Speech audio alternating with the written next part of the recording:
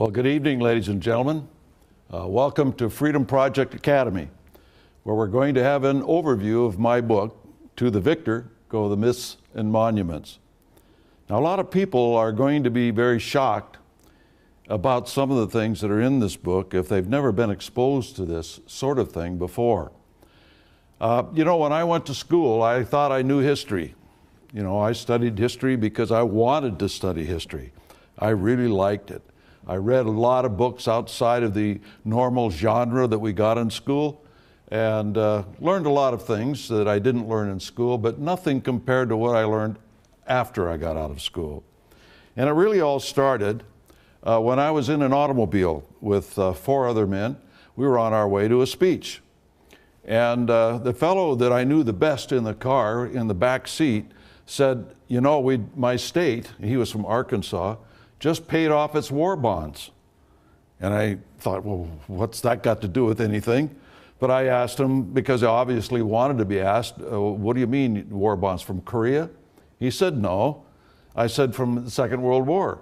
No. Well, when did you buy these war bonds, your state? He said, the Civil War. It had been 100 years, and I did not realize that the North had forced the southern states to buy bonds to pay for the war.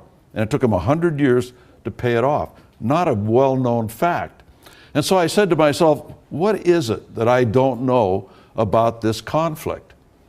And so I started to look at it closer. And the more I looked, the more it led me further back in time, not just to the Civil War, but what caused the war, who caused the war, what organizations were involved, so on and so forth. And I discovered that what I learned in school, quite honestly, ladies and gentlemen, was a myth. And the reasons for the war and the conflict, I began to understand, were done by a particular group of individuals and organizations imported from Europe, specifically to bring about a war. And I don't know about you, but when I go to events and I come home and look at my newspaper or turn on the television, and what I see is not the same event that I was at.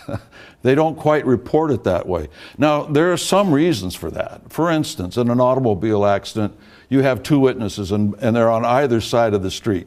So one sees the accident from that side, another sees the accident from that side, and they both have a different view. And so sometimes it doesn't look as though they've actually seen the same accident.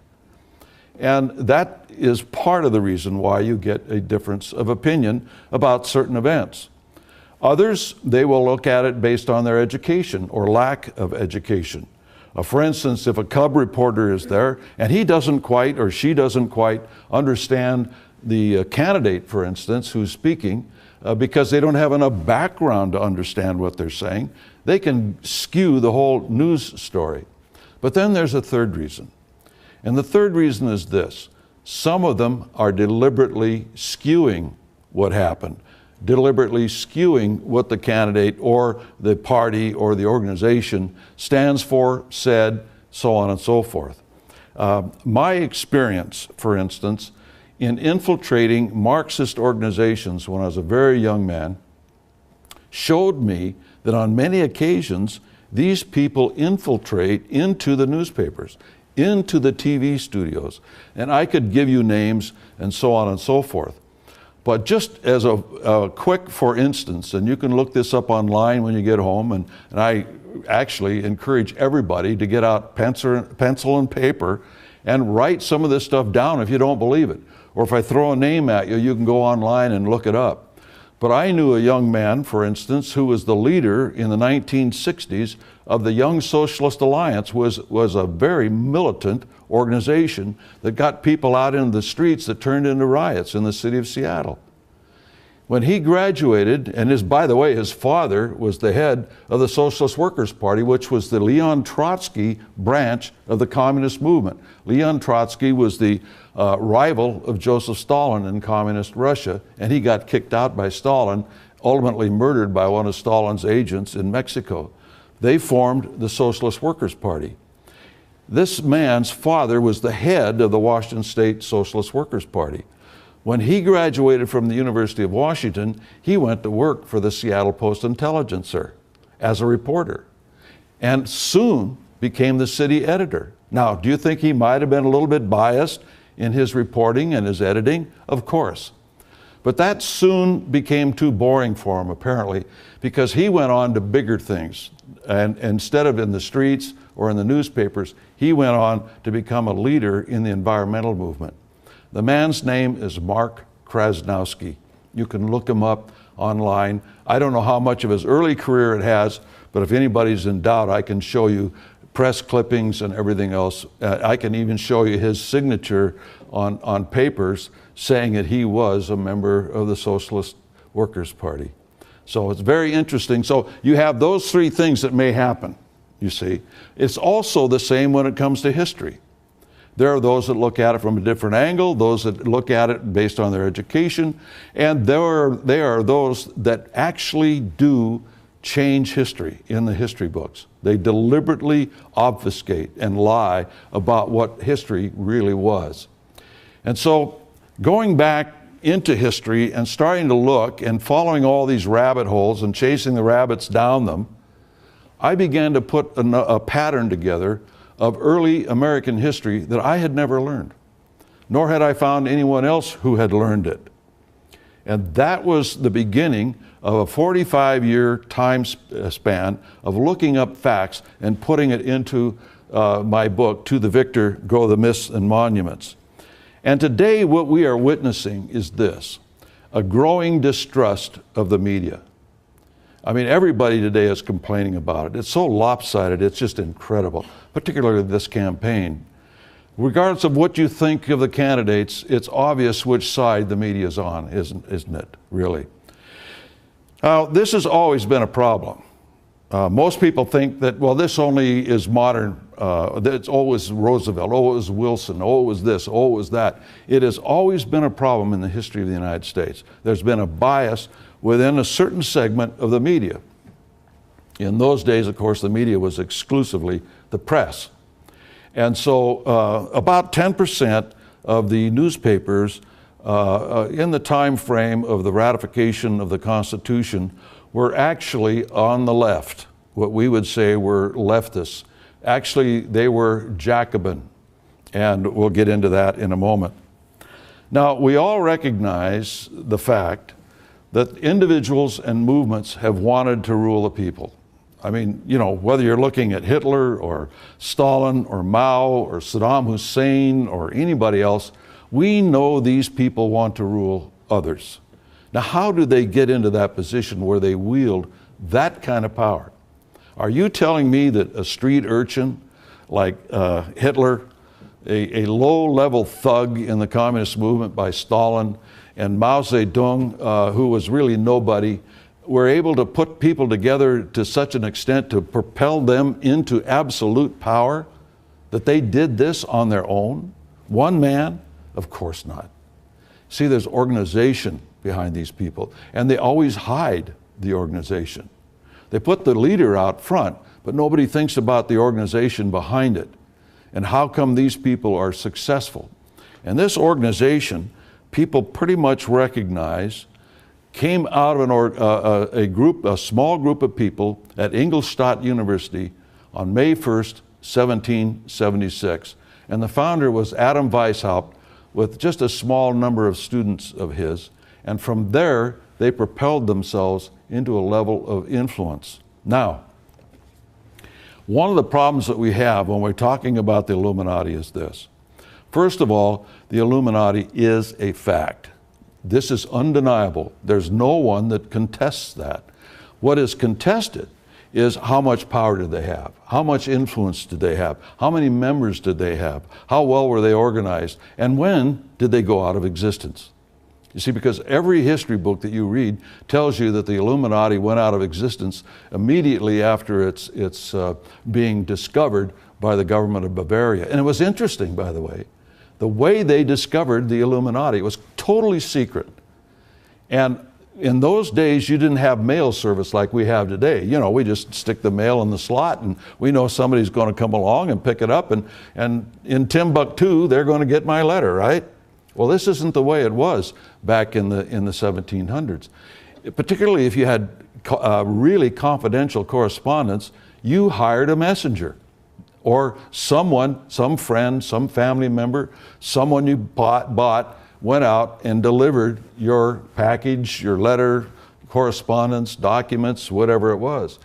And they had this Illuminist carrying these documents between key leaders in the Illuminati. Guess what?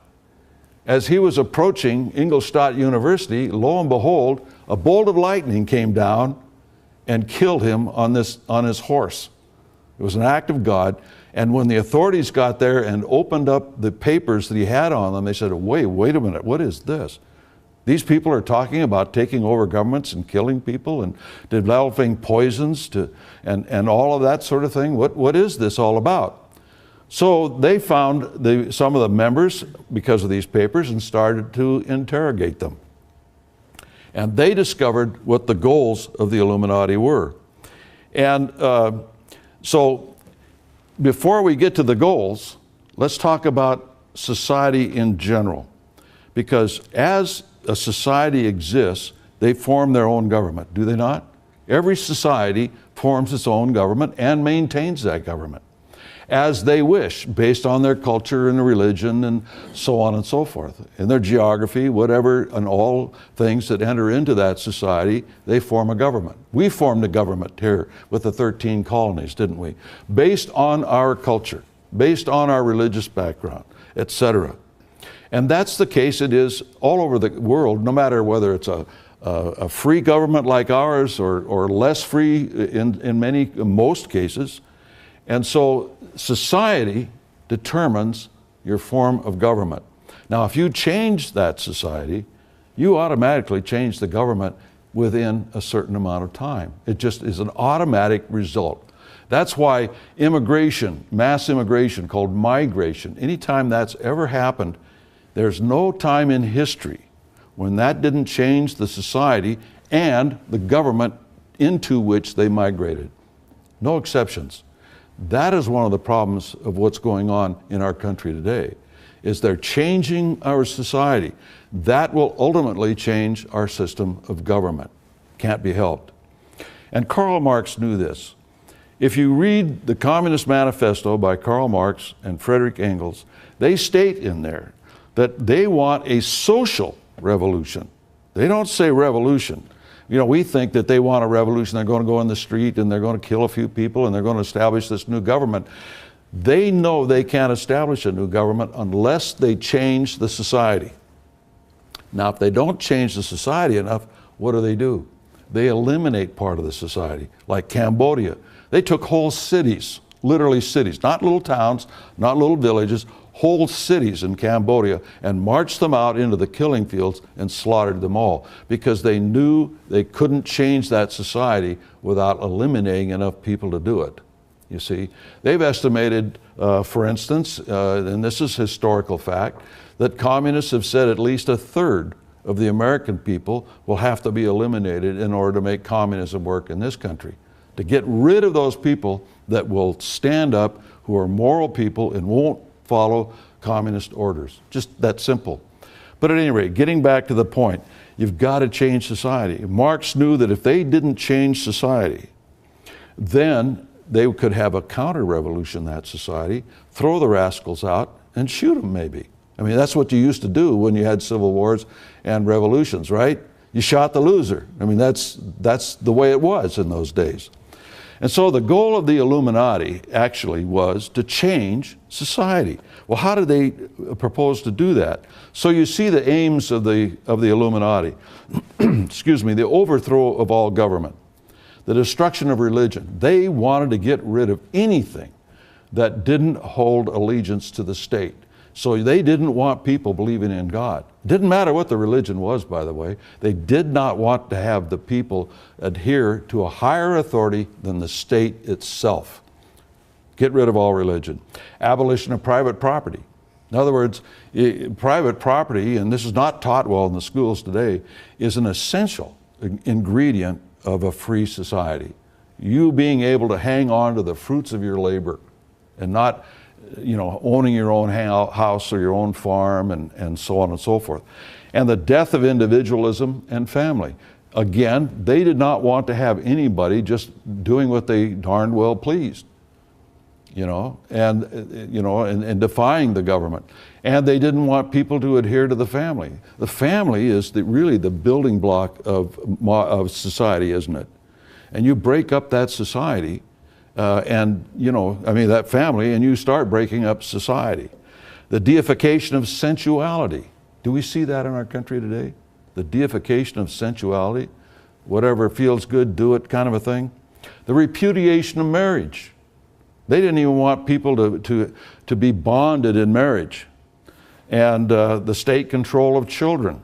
That's why in all of those three cases, these three examples I showed you of Stalin and Hitler and Mao, you go into a classroom in those countries under those rulers, what did you see? You saw a picture of Hitler, Mao, or Stalin at the front of the class, didn't you?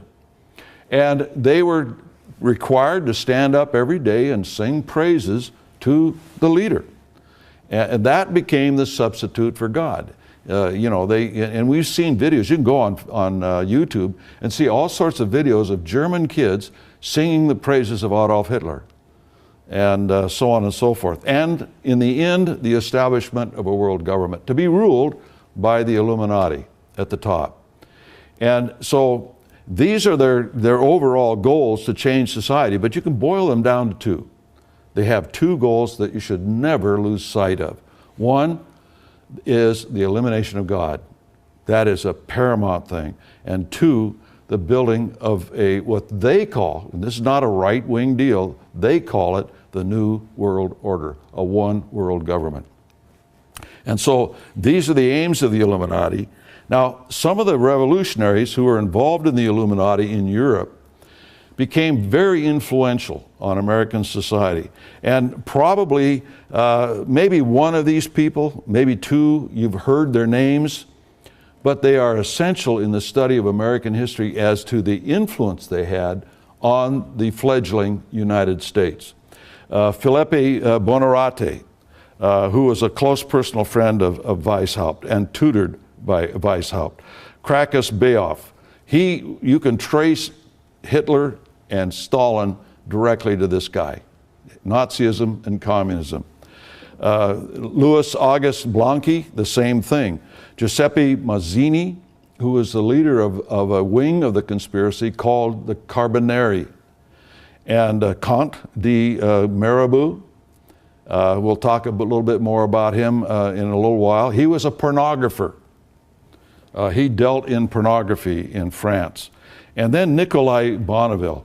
Now, Nikolai Bonneville is very interesting. He started the Cercle Social, or social circle.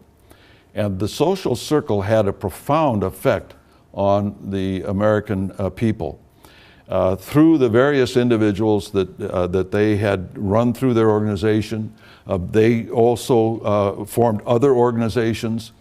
And he was so famous. He was probably the most important member of the Illuminati in France in his lifetime, and very instrumental in the French Revolution. A lot of people know that they are in the business of changing words.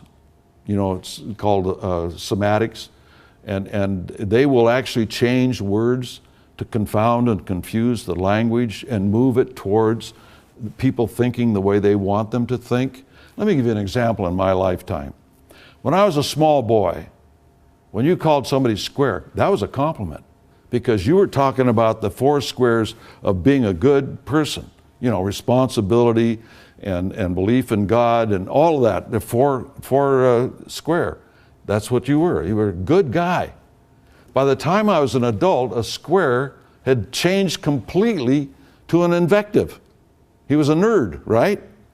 And so here, good guy, and within 15 years, the same word is bad guy. And that has changed a lot of words in our lifetime. Welfare, for instance, and all sorts of things. You can look in the Constitution. The meaning of the words has changed completely. And this has been by design. And Nikolai Bonneville in the Cercle Social started that process. Interesting thing about Nikolai Bonneville. Nikolai Bonneville, how many here have heard Bonneville Dam, Bonneville Salt Flats? All these things named Bonneville, it's named after his son.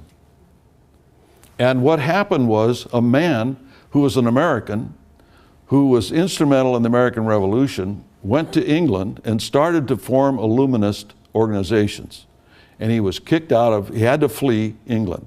He went into France. They made him, keep in mind, this guy is not a Frenchman, okay? He's not a French citizen. They named him a member of the French Revolutionary Assembly, representing the people.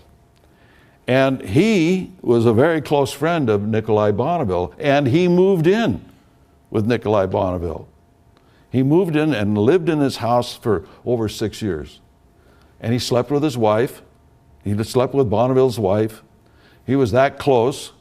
And when the rise of Napoleon came along, who was also an Illuminist, but put in there by the Illuminati, he decided that he wanted to be the leader.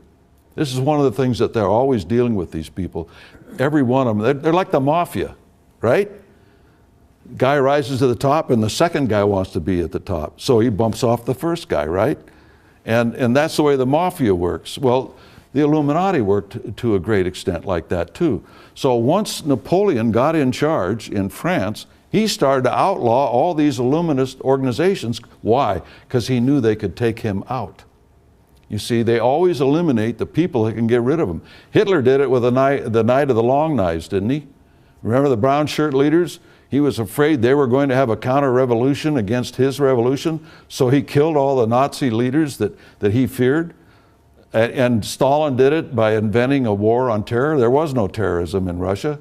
They just perpetuated a couple of things, made it look like terrorism, and that way he could get rid of all of his opponents and rivals. Guys that he feared could take over. Saddam Hussein did it the first week.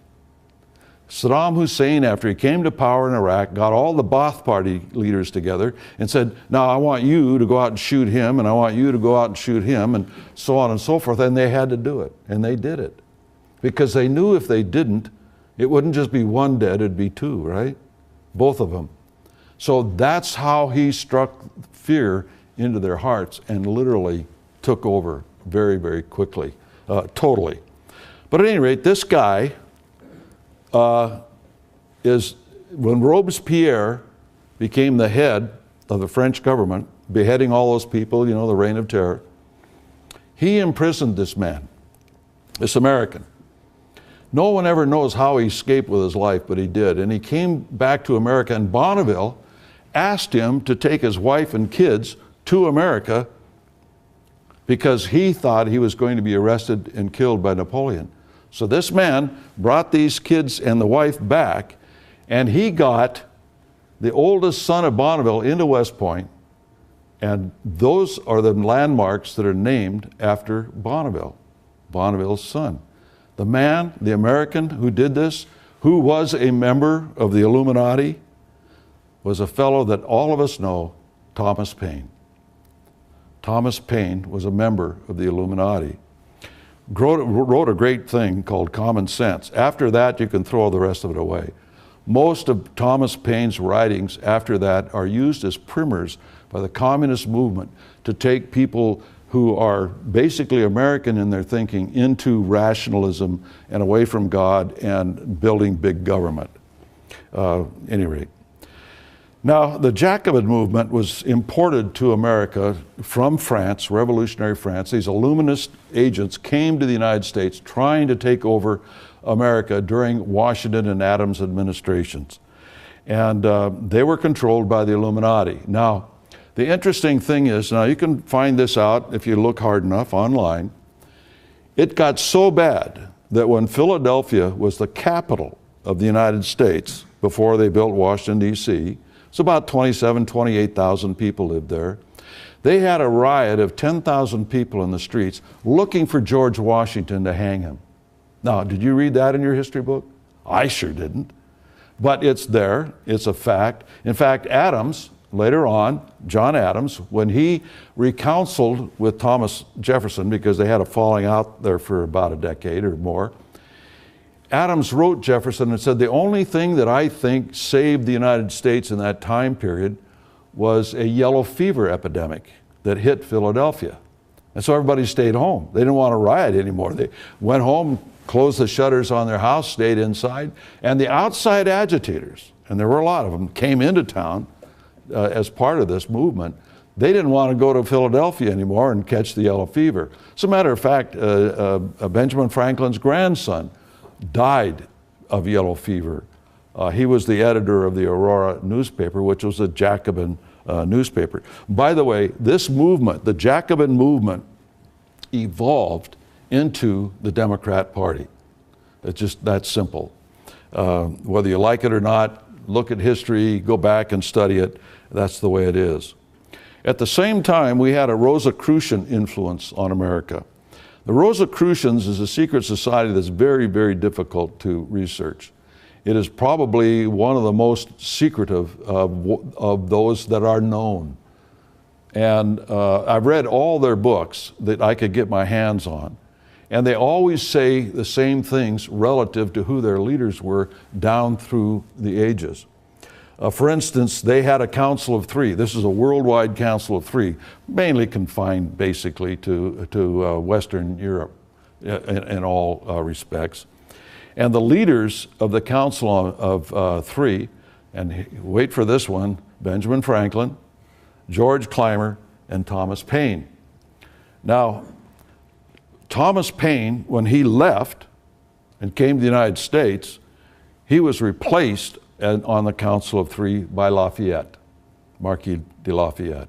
Lafayette probably belonged to more secret societies and revolutionary organizations than anybody than perhaps Albert Pike, for those of you who know that name.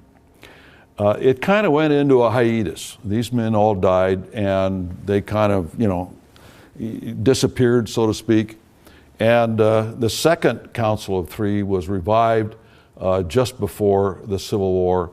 And the individuals who belonged on that was Paschal Beverly Randolph and General Ethan Hitchcock, who was at one time the commandant at West Point, George Lippard. And George Lippard was a young author, and he wrote a lot of books on history. And they were all fiction, but they were so popular and he wrote them so well that people actually took some of those fictional accounts and actually started putting them in history books, to where these history books were talking about this guy's fiction instead of the real thing. One of them is the Liberty Bell, for instance, that when they first rang the Liberty Bell, it cracked when they read the Constitution of the United States. That's not true at all. But at any rate, he died young, and he was replaced by an obscure attorney out in Springfield, Illinois, by the name of Abraham Lincoln. And so these were the Rosicrucian leaders who had, by the way, moved to the United States. You see, they moved out of Western Europe and moved the Rosicrucian headquarters to the United States. So all these individuals were Americans, you see. And that happened a lot. And by the way, you can look it up, and no historian debates this, that the Humanidad Lodge in Paris was a Rosicrucian lodge, and the leaders there included Franklin and Lafayette. No debate on that whatsoever by historians.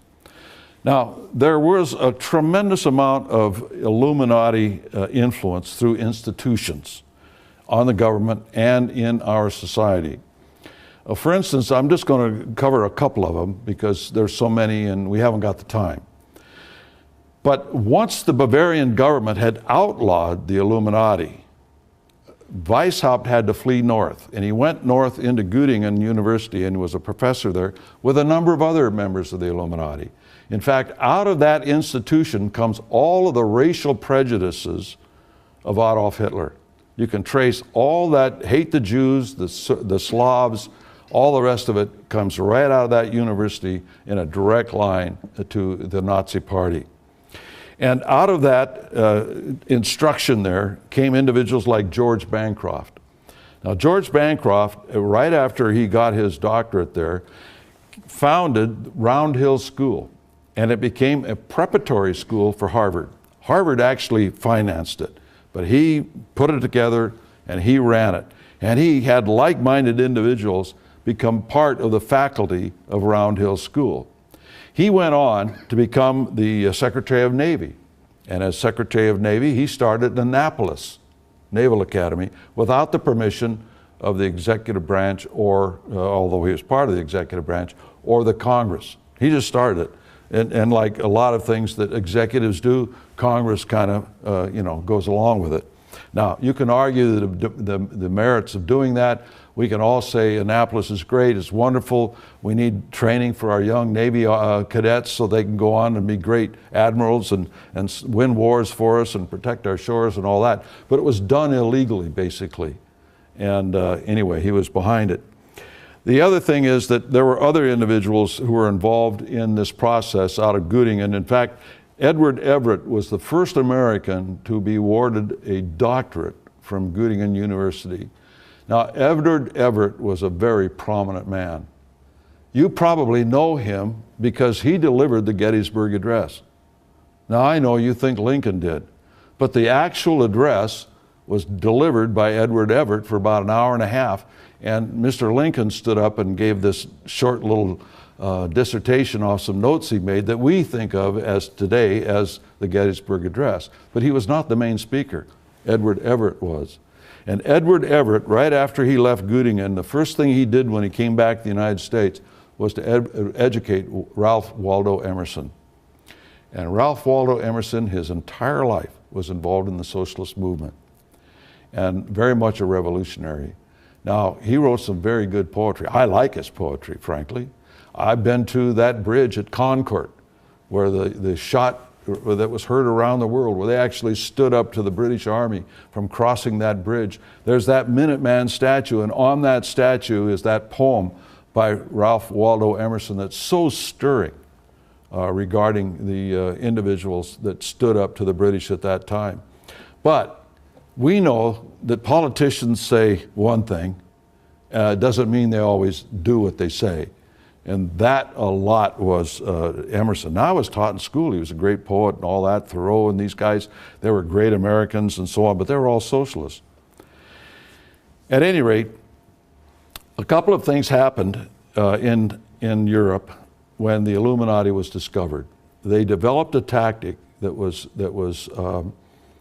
given to them by Weishaupt, that when they get discovered, they are to dive down and then come up into the surface again under a new name with different leaders, but it's actually still the same organization. And they've done this time after time after time. Most people don't even know that the name of the Illuminati wasn't their original name. It was the Perfectionablists. Hard to say.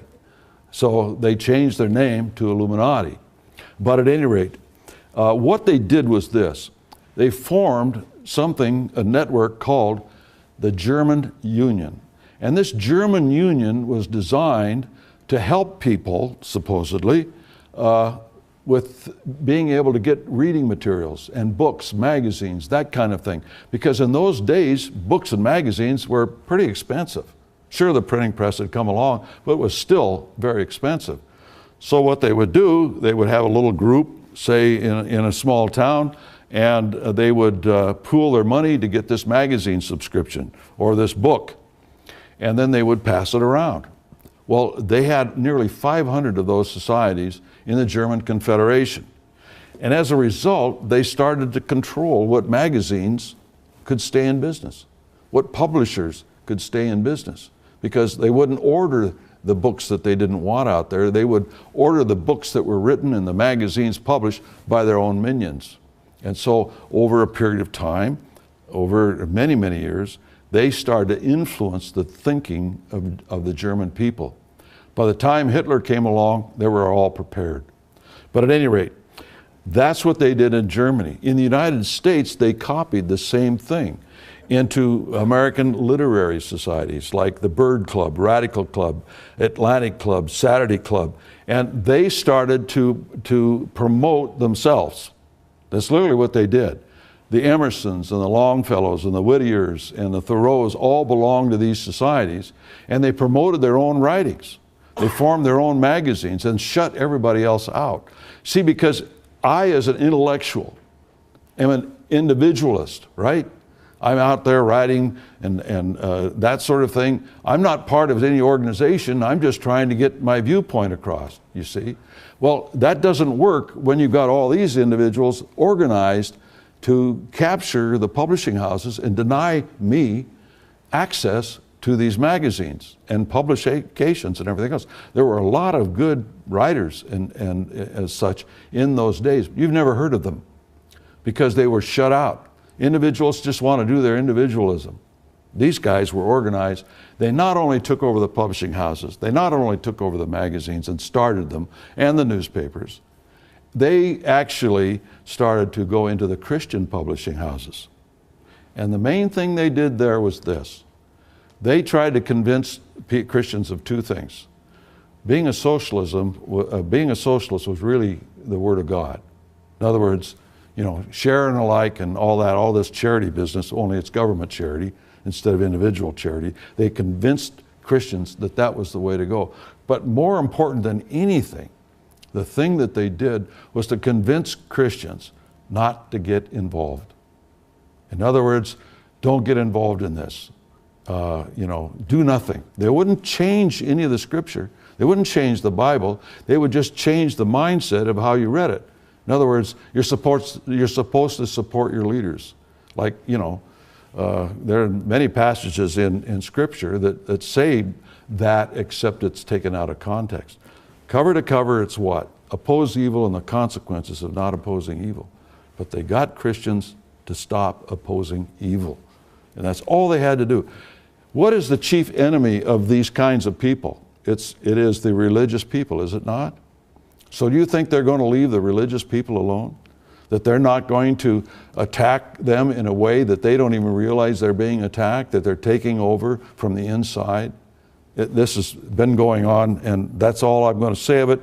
I didn't want to get into it in my book because I want you to understand what's going on, and once you understand what's going on, you can make up your own mind, right? At any rate, these are communists who influenced American politics. Karl Marx. Now, how did Karl Marx influence American politics? For one thing, he was the titular leader of the communist movement. And all the communist aspect that came into the United States was under his leadership at one time. For instance, Wendell Phillips, the famous abolitionist, a member of Congress, Senator Charles Sumner, who was the chairman of the Foreign Relations Committee of the Senate, and Horace Greeley were all members of the Communist First Internationale under Karl Marx. Karl Marx wrote 500 articles for Horace Greeley's newspaper, the New York Tribune, when it was the largest Sunday circulated newspaper in the United States. The communist movement helped build its circulation for his Sunday edition. Very influential. And Horace Greeley hired other communists from Europe to also write as regular columnists in the newspaper. Robert Dale Owen, who was the son of Robert Owen, Victoria Woodhull. Victoria Woodhull was the head of Section 12 of the Communist Internationale. She and her sister put together the first Wall Street Journal, the very first newspaper that was ever published to keep people abreast of what was going on Wall Street. And all the main brokerages advertised in her newspaper, and they all knew she was a communist. And Frederick Sorge, he was the leader of the communist apparatus, if you will, organizationally. And where did Sorge come from, and where did he live when he was doing this? He came from Germany into the United States and ran the Communist Internationale from New York City, because Karl Marx and Engels and all these guys moved communist headquarters to New York City in 1872. Look it up. You can find it. You won't find it in the history book you got in school, but you'll find it if you look for it. And so the headquarters of the communist movement has never been Moscow. Where has it been? It's never moved out of New York City. And there's a lot of evidence to that effect. I won't get into it, and I didn't get into it in my book because I stopped at a certain point. Now, one of the things that we've already said is we need to change society, don't we? And if we're going to affect a revolution, we need to change society. How are we going to do that? Well, the best way is war. You use war to change society. Why? Because in the name of the war effort, you'll stand still for almost anything.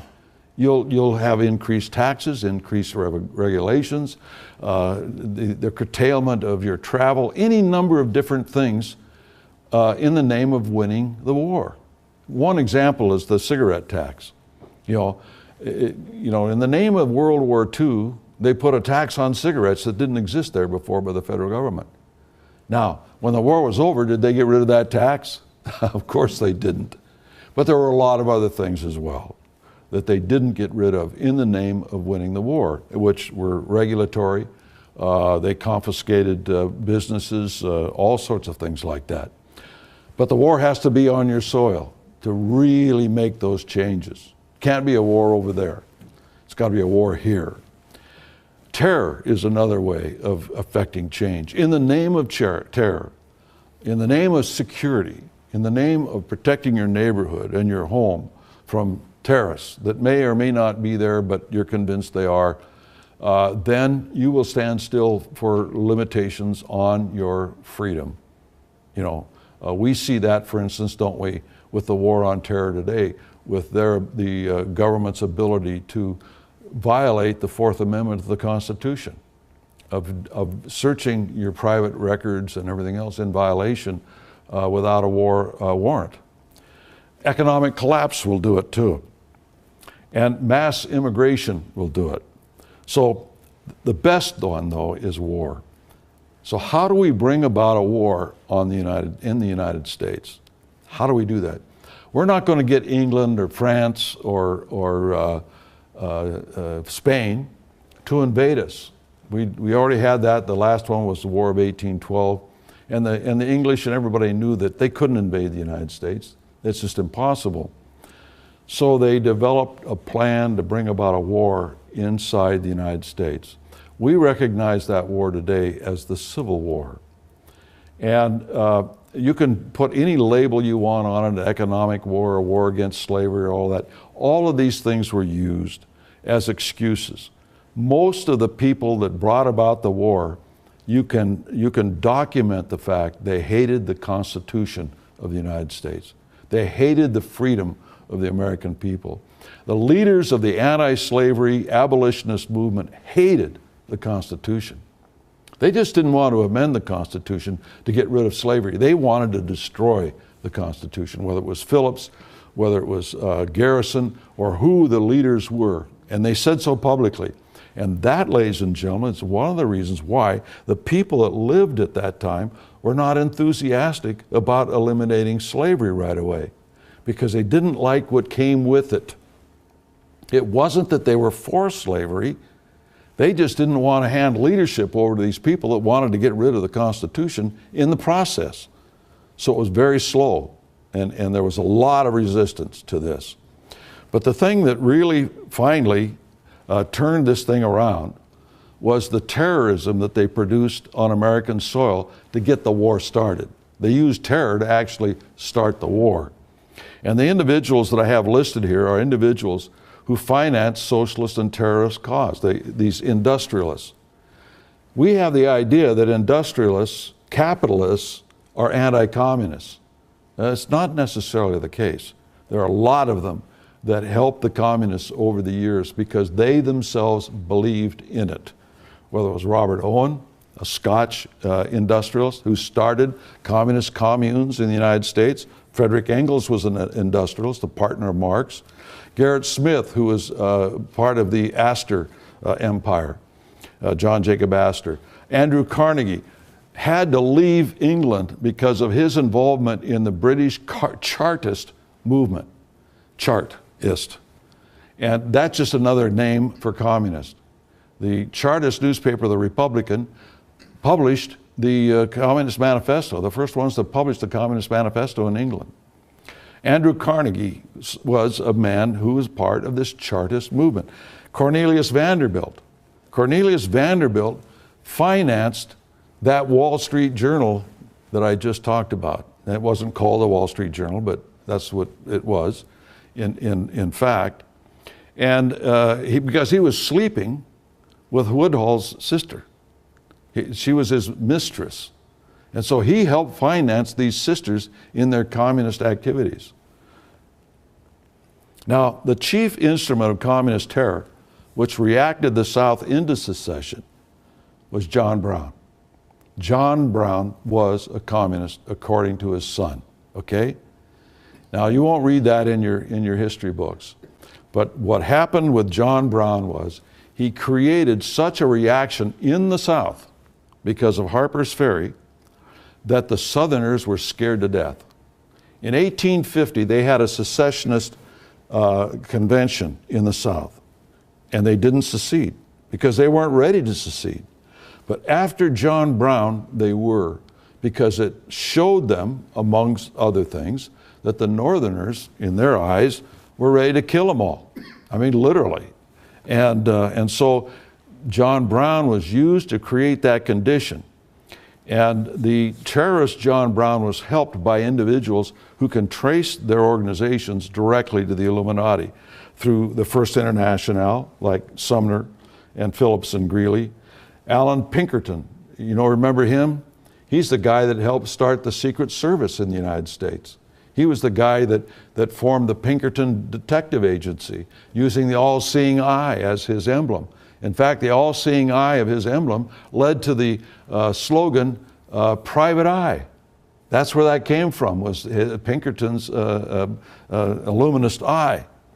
The Carbonari under Hugh Phillips, Skull and Bones, for those of you who've studied that. The man who started Skull and Bones was William Russell. And William Russell was named a trustee of John Brown's will. Now, you won't find that in the modern histories of John Brown. You got to go back about 30 or 40 years to start picking up on the fact in these histories of John Brown that William Russell helped finance John Brown and was one of the trustees of his will. Because the thing is, too many people have studied Skull and Bones today, and so if they saw this name connected to John Brown, a lot of eyebrows would go up and say, wait a minute, what's going on here? And the Secret Six is usually the group of people that they claim were the ones behind John Brown. They were only part of it, believe me.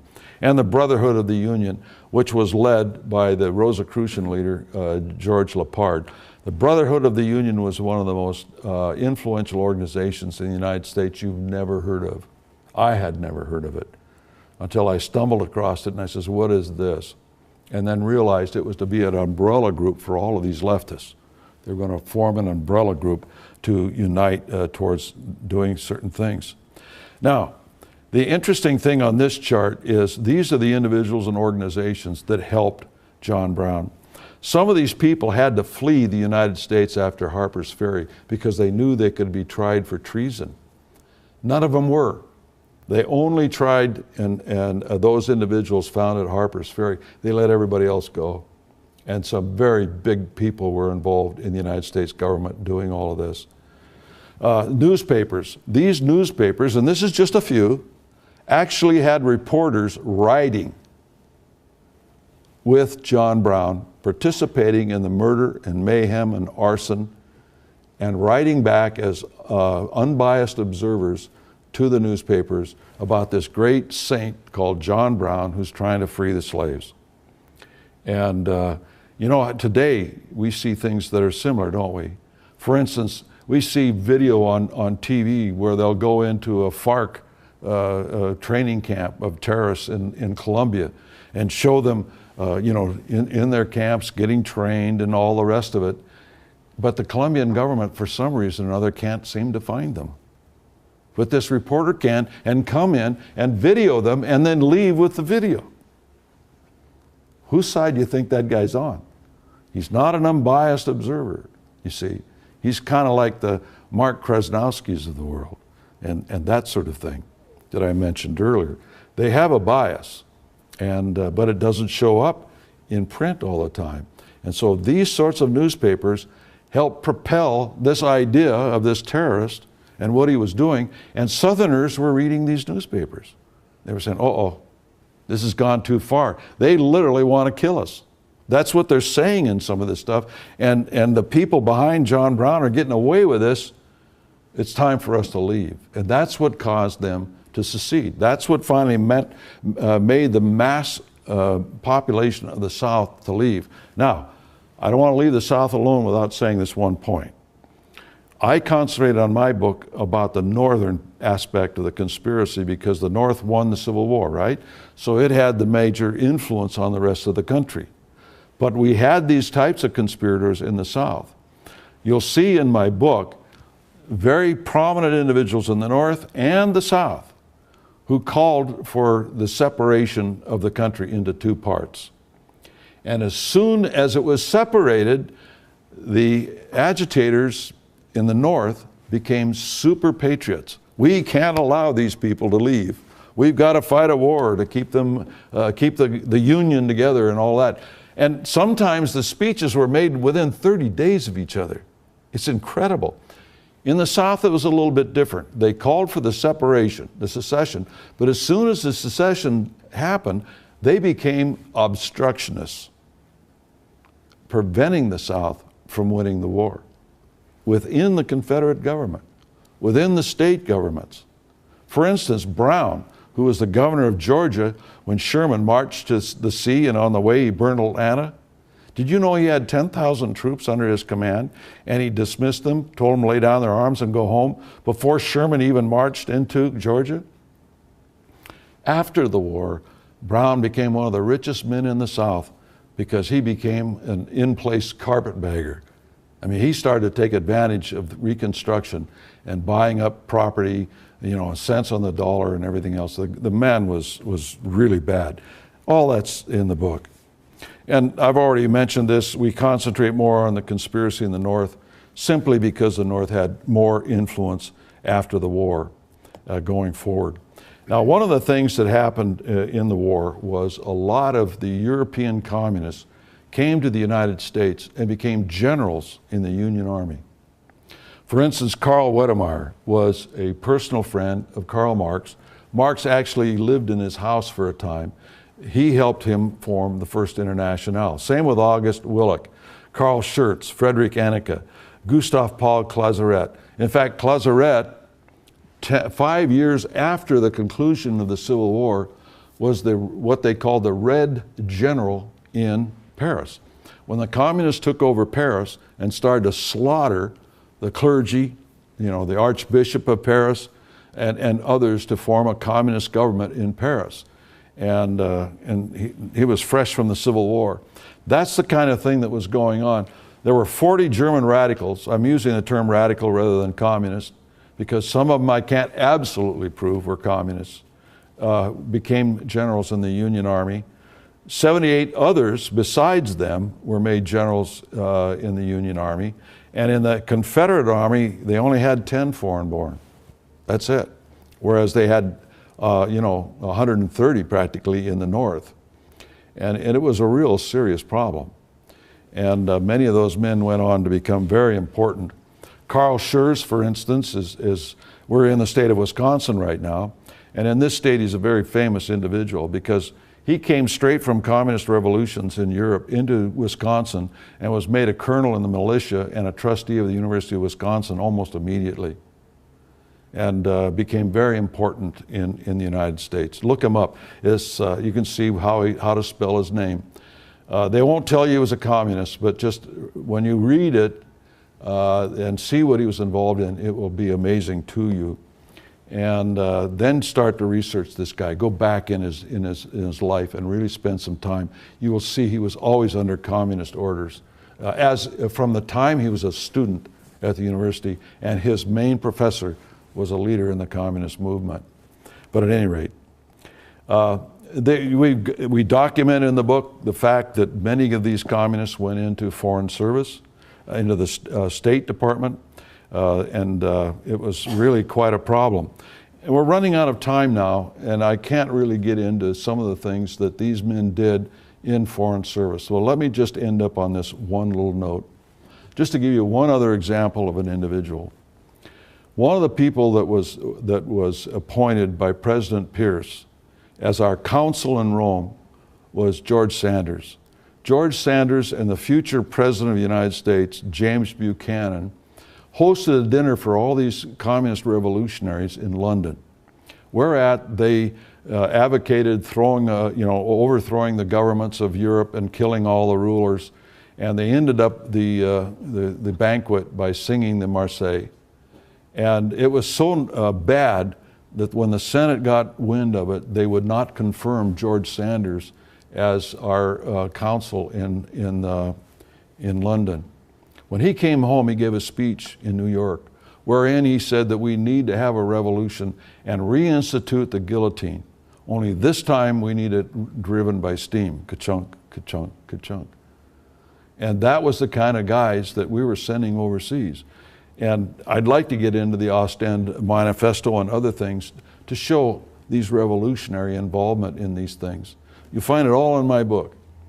But again, I want to thank you for coming here tonight. I wish I could have expanded on each one of these points to an end in itself, but we just didn't have the time. I hope I've pricked your curiosity so that you will read the book and you will go online and say, I just don't believe this. I just can't believe what I'm reading here. I'm going to research it for myself. Because one of the things that I wanted to do in my book was to stimulate others from their vantage point to do their own research and hopefully write more books in this early American history that we never learned in school. And I hope one day we will understand that a conspiracy does exist to tear down the United States. They've been working at it for over 230 years. They haven't been successful because of the layers of strength and morality within the American people and the fact that they fight each other. If they stop fighting each other, I hope that never happens, because united they are very strong and it would be difficult to stop them. But we have to stand up. We have to be vigilant. We have to understand the Constitution and the principles on which it's founded. And we always have to keep in mind, we have to remain a moral people. Thank you very much.